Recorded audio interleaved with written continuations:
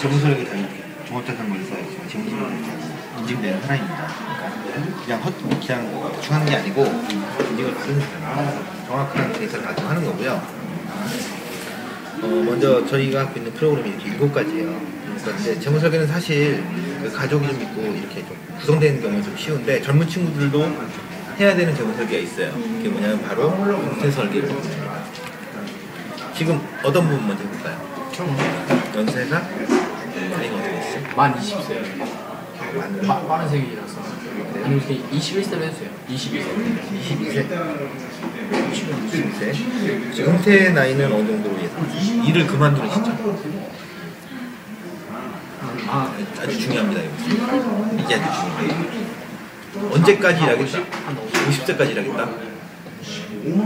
잠시만 또 충격이 시작하세요. 그러면 기대수명 언제까지 살 것 같다? 길게 살고 싶지 않은데. 다 똑같아요. 의학이 발전해서 오래 살게 돼 있어요. 은퇴 후 생활비는 얼마나 쓰게 될까요? 가족이 쓰겠죠? 200은 쓰겠죠? 가족이 쓰는 겁니다. 이거 확실하네요. 가족 전체가 200 정도 쓰겠죠? 자, 이게 액수고요. 이게 나이입니다. 나이 쭉 올라가죠? 그러면 이게 자산이 쭉 내려가는 거예요. 은퇴 후에. 그럼 얼마 정도 저축을 해야 될까를 보는 겁니다. 올려볼게요. 자산 저축 액수를. 올라가죠? 저축 액수입니다.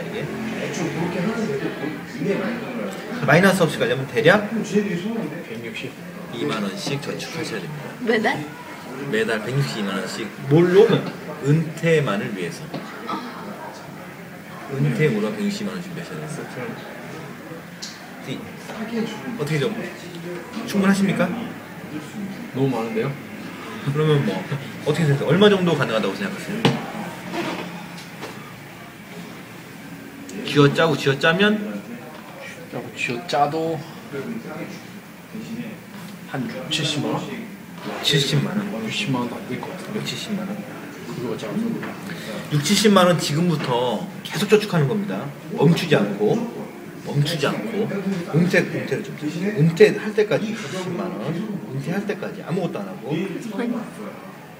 70만원 대략 한 64세 정도에서 은퇴 정도에 고갈되는 64세 정도에 자산이 끝납니다. 이때부터는 자녀들에게 의지하던가 세우지를 주던가 해야 되는 상황이 벌어지는 거예요.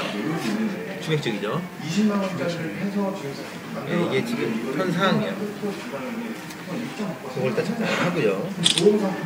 제가 한번 기존의 할머니 할아버지들의 영상을 보여드릴게요. 이 아주머니가 엄청 부유하던 아니지 노후 준비 전혀 안 하는 거예요.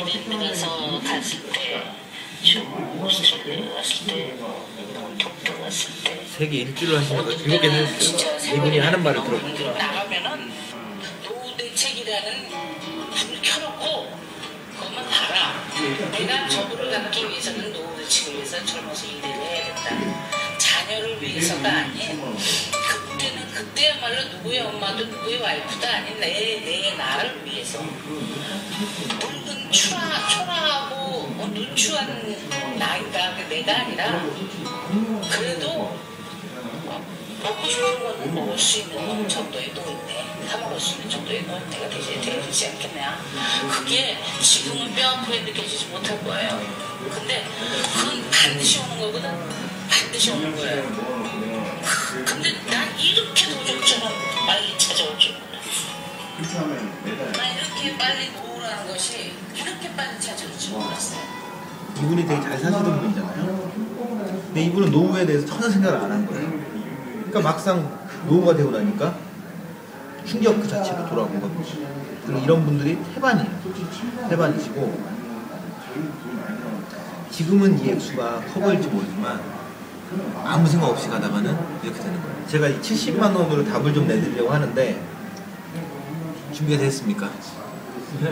70만 원으로 답을 일단 지금 은퇴 나이 너무 늦습니다. 최소 60세까지는 일 생각하셔야 될 거예요.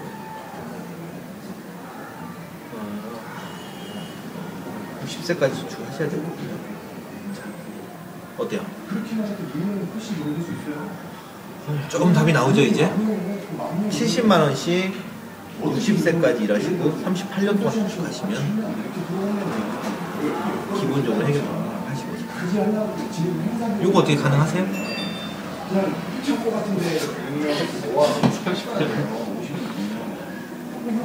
좀 충격적이지만 이게 현실이에요. 이거 하셔야 된다. 결혼 생각도 하실 거 아니에요. 요거 별도로, 요거 70만원 별도로, 요거 70만원 별도로 결혼 한번 가볼게요. 결혼 한번 가볼게요. 70만원 세이브 시킨 거예요. 세이브 시킨 겁니다. 결혼 자금 얼마 정도 생각하세요? 대략 요즘 한 1억 정도 얘기하죠. 몇 세 정도 결혼할 수 있어요? 한 26이요? 4년 후요? 4년 후에? 그러면 4년 후에 1억 정도를 마련한다면 또 얼마씩 준비해야 되는지 드릴게요. 충격적인데요? 198만원. 지금 준비를 많이 해놓으셨죠? 한 몇천만원 해놓으셨으면 좀 쉬워지는데.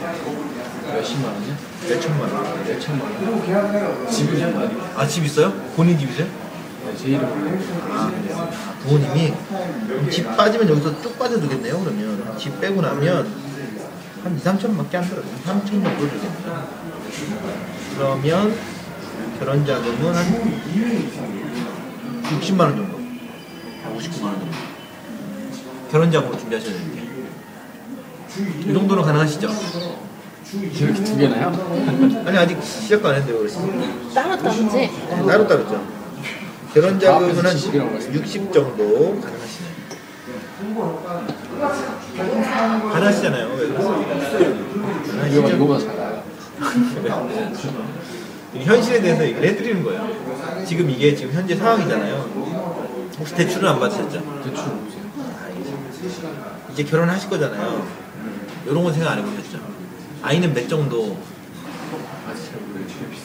하나. 만약에 제가 예를 들어볼게요. 한 아이, 두 아이, 세 아이. 그냥 예제예요, 예제.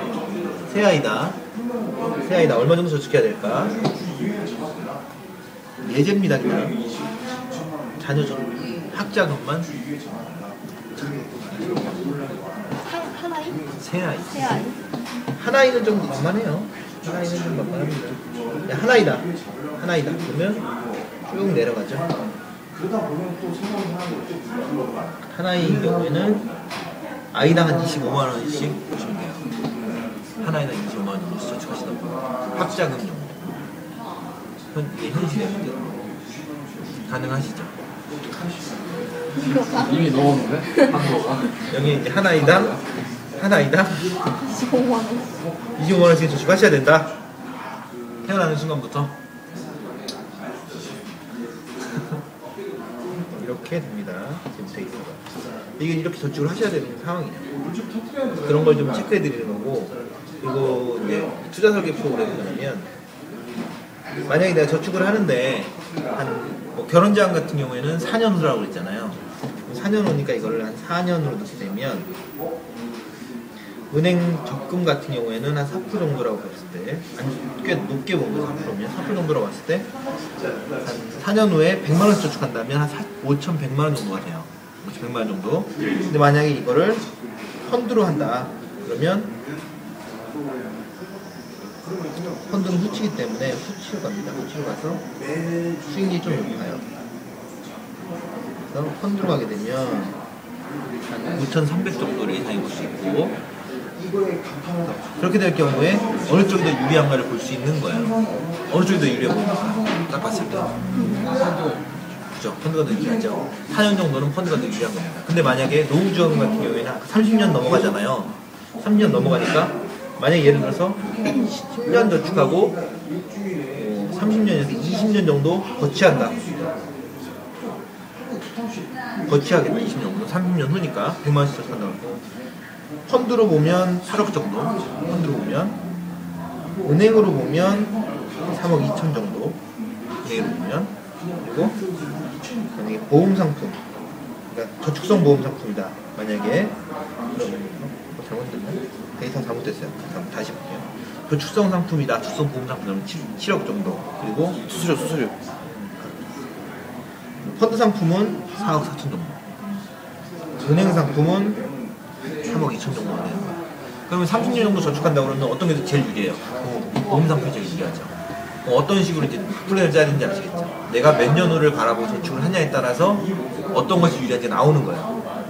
한 중기 정도, 한 10년 안짝이다 그러면 펀드가 유리하죠. 단기다, 2, 3년이다 그러면 적금이 유리하고 10년을 넘어간다 그러면 보험이 유리한 거예요.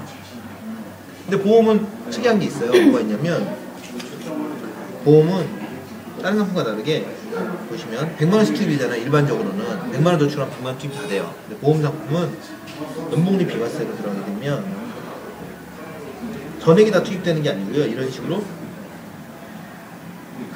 빠집니다. 사업비가 초기에 좀 빠져요. 초기에 사업비를 지불해야 돼요. 하지만 후에 가서는 뭐가 더 높아요? 보험도 높게 되죠. 그래서 보험 상품은 단기로 가면 이 사업비 때문에 불리한 거예요. 그래서 그런 것도 이제 자기 앞으로 저축할 때 내가 몇 년을 두고 저축할 거냐에 따라서 맞춰서 넣는 거예요. 무조건 넣는 게 유리한 게 아니에요.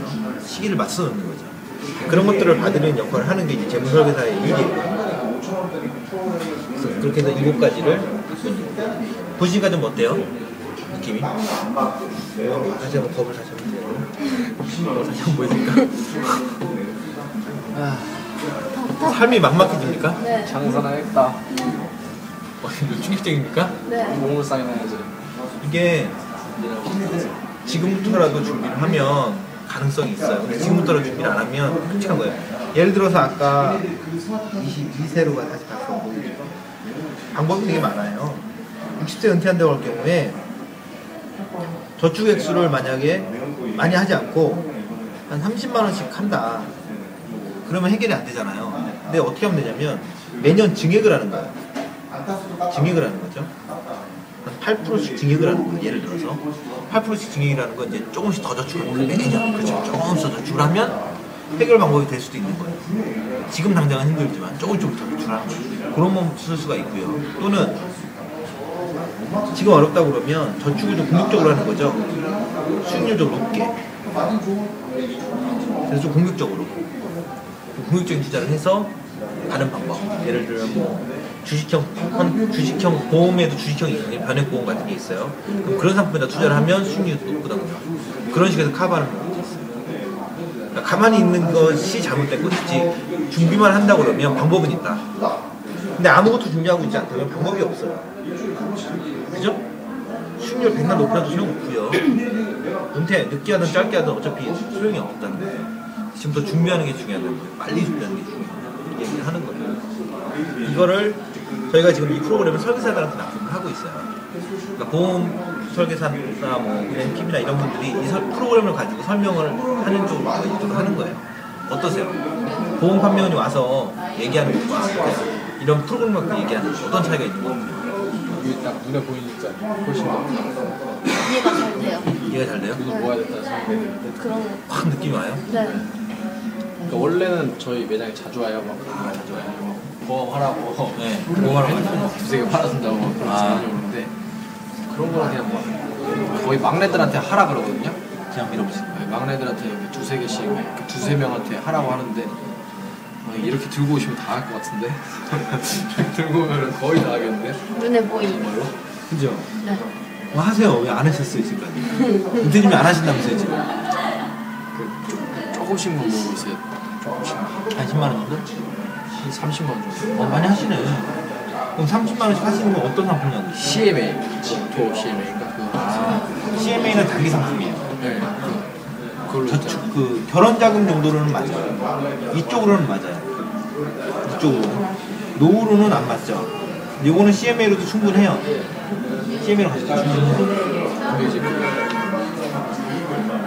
지금 저희 매장에 계신 분들을 들어보니까 CMA나 단기 적금 있잖아요. 그런 걸로 돈 모은 다음에 한 1년 정도 모은 다음에 그 1년짜리를 만기가 되거나 CMA 같은 거 만기가 없잖아요. 1년 정도 모은 다음에 그 돈으로 그냥 차라리 장기 적금 몇 개를 지금 걸라고.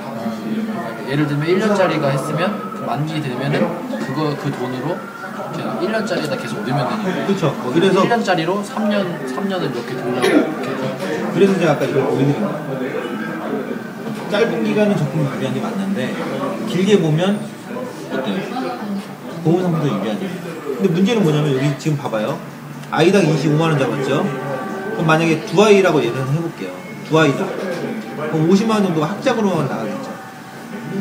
비중이라는 게 어디에 제일 큽니까 지금? 50, 70. 연금이 가장 크죠. 근데 우리는 대부분 이쪽을 전혀 생각을 안 하고 가장 큰 비중으로 안 가죠. 그러니까 나이 들어서 고생하죠. 예를 들어서 우리가 0세부터 100세도 필요 없고 80세까지는 산다고 쳐볼게요. 80세까지는 산다. 그럼 20세까지는 부모님이 키워주죠. 근데 중간점이 언제냐? 50세잖아요. 50, 한 5세나 60세 정도 은퇴하죠. 그럼 이 기간에 대한 준비는 전혀 없고. 이 기간에 대한 준비만 하는 거예요. 이 기간에 대한 준비. 애들 학교 보낼 준비. 뭐 이 정도는 해요. 뭐 집 살 준비. 이 기간은 다 버리죠. 우리가. 그러니까 대부분의 할아버지 할머니들 어때요 요즘? 제대로 인정 못 받아요. 다 탁골공원에 앉아있고 폐우지 죽고 다니고. 그게 왜 그러냐면 이거를 사람들이 얘기를 안 했을 때문에. 이거만 한다면 어떻게 살겠어요? 노후 어떻게 살겠습니까? 만약에 이걸 준비했다. 준비했다고 하면 어떻게 살겠어요? 편하게 살겠죠. 여행 다니죠. 자녀들이 좋아하죠. 왜? 용돈 줄 거 아니야. 용돈 주면 안 가요? 가요. 하죠. 근데 할머니 할아버지가 돈이 없어가지고 밥도 제대로 안 사주면 안 가죠. 그걸 얘기하는 거예요. 그거 중요하다. 지금부터라도 이 후의 거를 준비해야 된다. 앞에 하신 분들은 충격을 많이 받았어요. 이거는 되게 아름다운 경우고요. 앞에 하신 분들은 그렇죠. 아름다운 경우. 앞에 하신 분들 거 보여드릴게요. 나이가 있잖아. 그렇죠. 나이가 있잖아요. 앞에 하신 분들 거 보여드릴게요. 예를 들어서 22세죠. 22세 나 풀려 쭉 한다. 그러면 쭉 했을 때 지금 보면 한 85만 원 정도만 해도 돼요. 지금부터. 근데 만약에 나이가 좀 있다. 30, 저쪽에 있는 분들이 한 33세다. 그러면 확 떨어지죠? 충격적이죠? 계속 올라가요? 195. 자, 어떻습니까? 2배가 되죠? 근데 이걸 모르고 이 나이까지 그냥 가버리면 어떻게 되는 거죠? 이렇게 돼버리는 거예요. 빨리 해야겠죠? 하라도 빨리 해야 이렇게 안 가는 거예요. 앞에 계신 분도 이거 충격받았어요. 이상하거든요. 요거에 충격받으시면 안 돼. 그거 되게 약한 거예요. 충격받으면 안 된다니까. 근데도 충격받으셨어요? 네. 그러니까 이게 지금 현실이에요. 그러니까 하루도 빨리 준비하셔야 돼요. 당장 하시죠. 당장 하세요. 당장 하시고 일단은 뭐 지금 하고 계시다니까 일단 그쪽으로 준비하시고 그걸 한번 짜봐 드릴게요. 이왕 하는 거 마무리까지 한번 해봐 드릴게요. CMA를 하고 계시다고 했죠? 네, CM. 제가 아예 포트폴리오를 짜 드릴게요. 앞에 계신 분들